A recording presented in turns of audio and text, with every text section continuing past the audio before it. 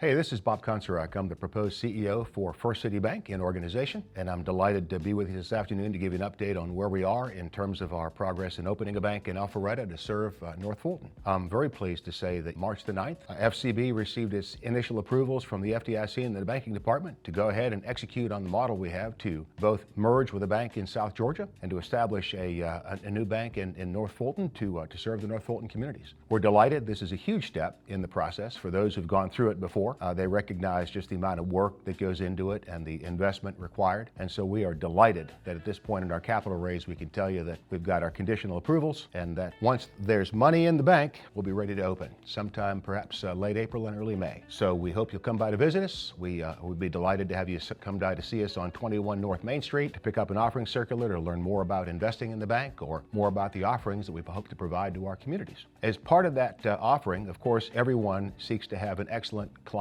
experience. And so if you want to have somebody responsible for experience to make sure that everything from the culture of the bank into its deliveries and its products and the way we contact and work with our clients, you got to have somebody who owns that process. And I'm delighted this afternoon to be here with Scott Dahl, who is our experience officer to join the bank once we open. Scott's got a tremendous amount of experience and we're delighted to have him on our team. Scott, glad you're here. Oh, it's great to be here, Bob. And, to be able to do something like this in the community that I raised my family in, the community that I have established lifelong friendships in and have been so engaged in over the last 3 decades, really, is just, it's personal, right? It's a project or a bit of a legacy opportunity, right, for many of us who've been part of the community. So it's really my pleasure to not only be doing my second de novo bank, but doing it right here in Alpharetta. That's fantastic. As we've had in these series of conversations with other employees and organizers, you begin with the end in mind. So let's say 3, 4, 5 years from now, what would you like to look back on and be most proud of as a part of your contribution here? Well, I'd like to look back and think that we as a team have, and that's our staff team, our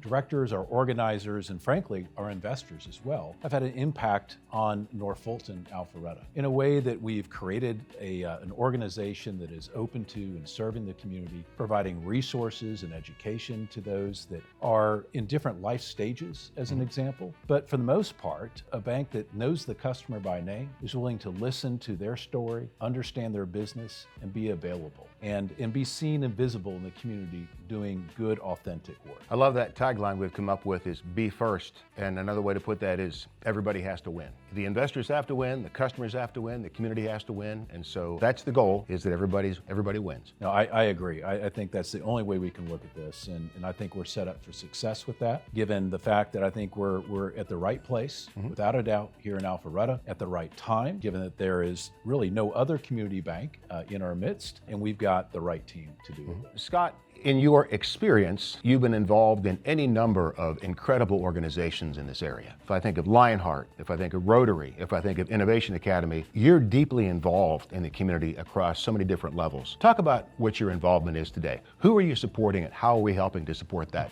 in our bank offering at First City? Well, first of all, it's an honor to be a part of these organizations and to have been a part of the community at large. I currently serve on the board of the Lionheart Life Center, which is a Lionheart school that focuses on providing education to children with autism, and then a vocational program in Lionheart Works that puts those children, then young adults, to work in our community. And we only do that from engaging business partners who are willing to do so. At the Innovation Academy, I serve as the president and executive director of the Innovation Academy Foundation.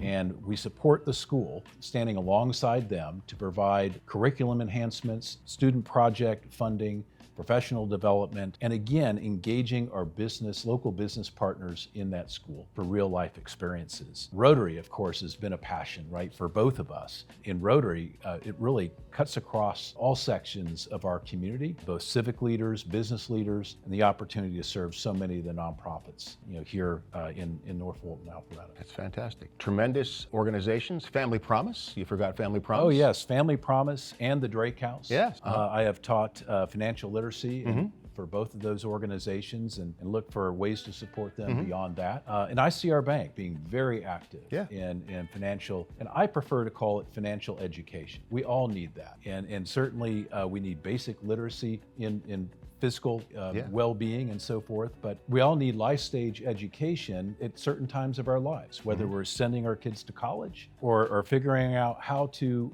deal with estate matters for our aging parents. Yeah, There's yeah. so many things that we can, I think, educate our community on. We want the business to be successful. We want the community to be successful. We want everybody involved to be better off. There's a value proposition here where we're all people. And you can involve technology the way you want to involve technology.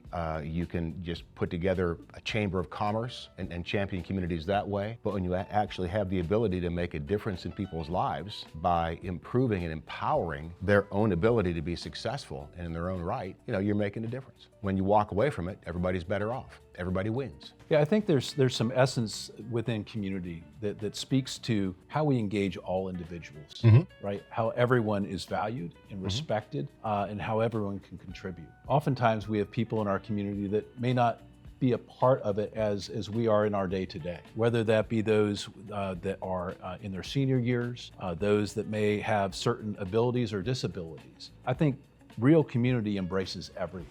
And by being engaged in these different organizations, we're able to include everyone, and we're able to raise awareness of those that have needs that we can serve. I mean, everybody needs access to money. Everybody needs to be able to support themselves, financial transactions, all sorts of things. In this day and age, there's a whole world of pirates out there. There's all these different applications that people use to accomplish financial transactions, some of which they understand, most of which they don't. All I know is they push a button here and hopefully the money comes out over there. And that's just the job of moving the money. Well, how do you know? And what application are you using that if you thought you were sending $50 and it turns out you sent 500, who do you call to fix it? Do that with Venmo and good luck finding somebody in customer service. So, part of it is you're enabling people to figure out how to do life. Once again, we're delighted to be on track for an opening at some point in the next couple of months. We'll be delighted to tell you more about what we're doing, to give you an understanding of what an investment in First City Bank looks like, or to let you understand more about how we hope to win in our community.